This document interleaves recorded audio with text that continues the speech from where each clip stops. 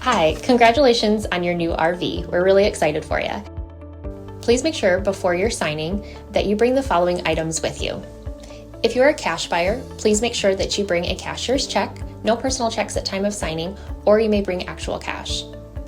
If you're a finance customer, please make sure that you bring proof of insurance listing your specific lien holder. If you need that information, please call us ahead of time. Also, make sure that you bring all valid driver's license of all persons that will be listed on the title.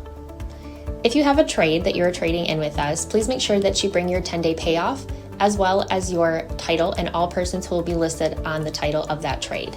Arrive 30 minutes early before your appointment time so we can properly inspect your unit, and also make sure that you have the fridge on and running prior to arrival. If you have any questions, please feel free to give us a call at 810-686-0710. Thanks so much. Have a great day. Hello, this is Mike from TradeWinds RV Center here to congratulate you on your purchase of your Keystone Bullet 290 BHS travel trailer. I'm here to walk you around it, show you how to use a few things, get the best out of your camping experience. Let's start by talking about arriving at the campsite. Anything you need to take into consideration is your slide. Get a good eye for how much room you're going to need for that slide to come in and out unhindered, and then leave yourself a walking path beside it. Then I want you to think about where your power and water connections are going to be. Your water docking station's at the front on your off camp side, and your power is all the way at the rear on your off camp side or your driver's side of your tow vehicle. So just behind the slide there. So park accordingly so that you can utilize the facilities at the campsite. Once you arrive, unhook your hitch. First thing you can do is stabilize your unit or level your unit. Now I do recommend when your slide's closed, find the center of your unit, get a stick on level and stick it on there. And then you have someone watch that, or you come to your power tongue jack and simply raise or lower, or extend to raise, retract to lower your tongue into your level. Now you do have a docking light should you arrive at night, and a manual override. Use the jack inside the storage compartment. You can run this up and down without power. Speaking of power, check your battery post when you arrive. Make sure your terminals haven't wiggled loose bouncing down the road. Now once you've got your unit level, next thing you do is stabilize it. Oh, your unit has power stabilizing jacks, and the controls are over here in the docking station.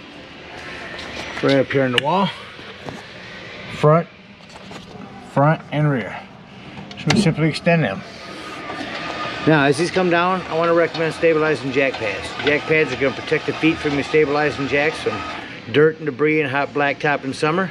Put a 4-pack of these underneath your feet and just run these down until they are taut. Now you notice one will come down, then the other one will come down. Again, once you feel any type of resistance, your unit's feeling like it's starting to go up, you're down as far as you want to go. Once you got your unit level and stable, you'll run your rear ones back here. We're going to go ahead and hook up our power and water. Now again, your power connection is all the way here at the rear of the unit. 30 amp service. Push this in, twist to the right, and then lock on with the gray washer.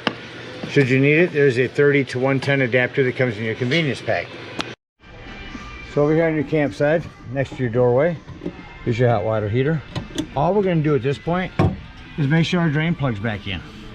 Put that back in there nice and tight, and then you can go ahead and turn your hose on. Go inside, open up your hot water, pull on this pressure release valve till you get the air out and you have water here. Once water's flowing inside, it'll be cold still. Shut that off, and then you can turn on your hot water heater indoors. Now let's say we're going camping and we're not going to use city water. We're going to use potable water. We're going to go out dry docking somewhere. You also have a fresh water connection right next to your city water. Simply fill this with a hose. 2 ways to tell when it's full. One, there's an overflow valve right here, or 2 on the inside when you hold your fresh water button down. That'll tell you when your tank is full. Now you got water and power hooked up. Let's go ahead and walk you around the rest of the unit. Here's your pass-through storage. Again, back here in your docking station, city water connect, potable water, and this will be your black tank flush. We'll talk about that when leaving the campsite. To winterize and to bypass your water heater. Here's where you put in your antifreeze for winterizing. Stabilizing jacks. Cable or satellite. This is where it's prepped for satellite on the roof. And a spray port. A hole right here to run all your hoses down through. Your big slide on your off-camp side. Coming to the back here is your power. Just below that's your dump for your gray and black tanks. There's your rear stabilizing jacks. Your ladder to go up and check your seams, caulk as needed. Spare tire, I recommend getting a cover for that. Come around your campsite, your extra door. Your outdoor kitchen here. Holds up with a magnet. If you pull that out, take this long hose right here. And there's a quick connect LPU right there. So just to the left down here. This is your furnace heat release. If you're running your furnace, steer clear of that. It will get hot. Is this prep for TV? You can put a mounting bracket here and cable and satellite here with 110s. Your outdoor speakers in your awning. Big long awning, covers just about the whole unit here. Your solid steps. And your pass-through storage. You have lighting up here. This little device next to it. Furrion sells a Bluetooth speaker that you can hook up to these, and that's what that's for. Cover for your propane tanks. Propane is on a regulator. You put it in the middle. It'll automatically switch over, or just simply point it toward the tank you wish to be using. You do have a battery disconnect right here. That'll shut off all the battery power to the unit. That'll come important later when I talk about your carbon monoxide detector. That about covers everything out here. Let's go up inside your unit. So the first thing I like to point out whenever I enter any unit is where the fire extinguisher is. Make sure that you and anyone that's camping with you knows that the fire extinguisher is located at the entry doorway.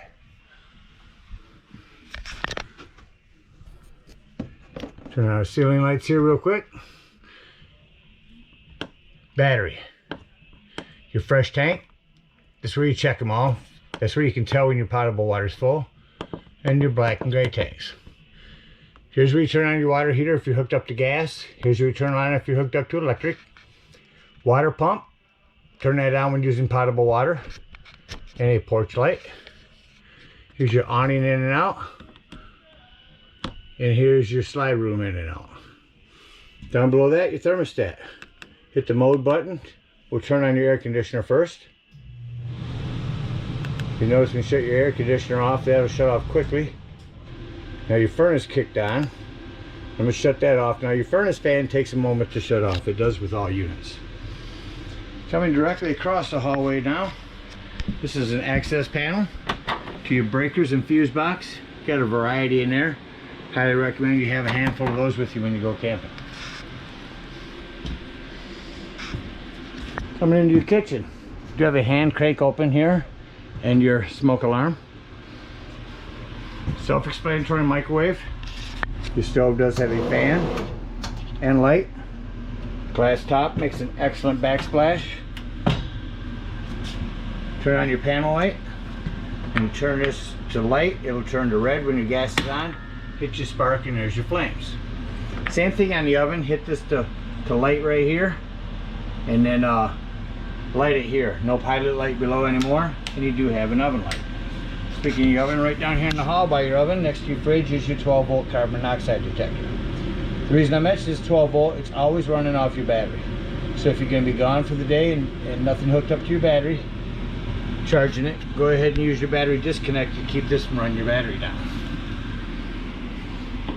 The GE fridge does have a safety latch for travel. Settings in here.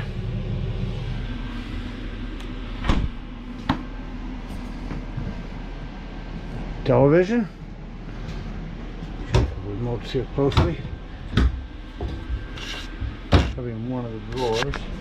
Or, nope, not where it should be. Furion sound system. We'll turn that on. Now this is dual zoned. You got speakers indoors, outdoors, or both.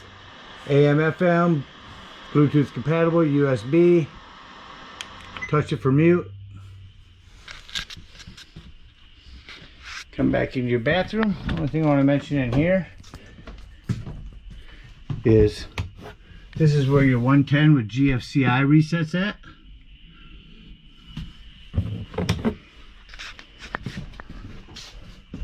Make sure you deadbolt your exterior door to your bathroom.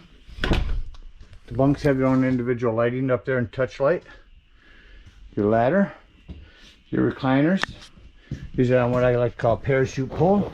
Simply reach in there and pull on the parachute and your recliners come out. You have to push them back down with your legs. Storage, extra storage on here. The table will fold down and your outer cushion set on top for a bed. Come back into your bedroom.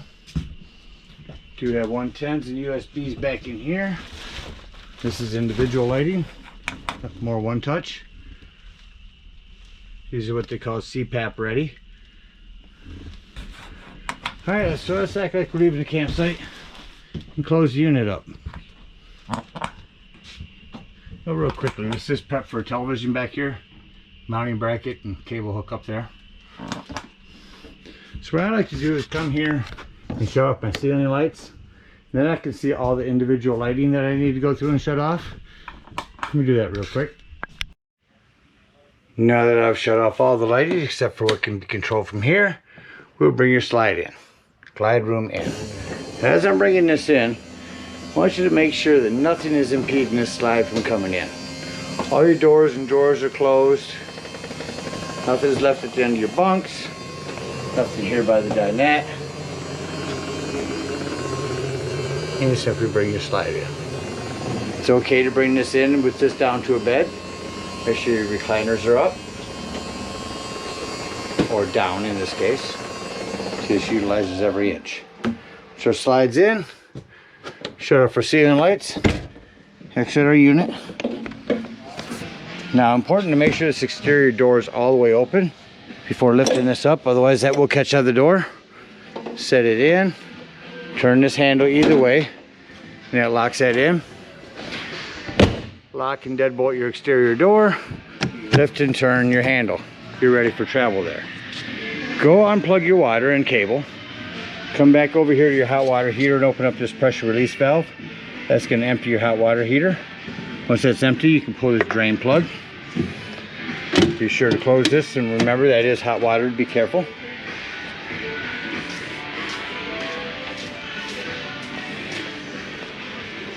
Bring up all of our stabilizing jacks. Unhook our water and head on up to the dump station. Now at the dump station, we can pull our low point drains.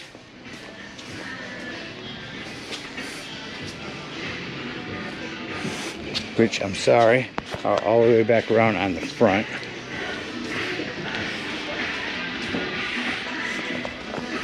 Unmarked on your unit, but they are right there. So just below your hot water heater, take your low point drains. So empty those out. Then hook up your sewage hose. It comes in the convenience pack. Right back here. Hook up your sewage hose, 10 foot long, and pull your black tank. Now after you pulled your black tank and it sounds like it's no longer draining, you're going to come back up here again with your water pressure regulator. You're going to hook the hose up at the dump station to your black tank flush.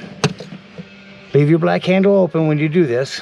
Put that in there and let that hose run for a good 5 minutes. So to wash out your black tank, shut that off, unhook your hose, come back here, close your black handle, pull your gray handle. Once that sounds like it's no longer draining, that's going to be cleaner water, your sinks and showers. You can clean your sewage hose out for you. Come right here to your bumper and conveniently store it inside. Again, we thank you guys for your purchase. We hope you enjoy this bullet for many years to come. Happy camping.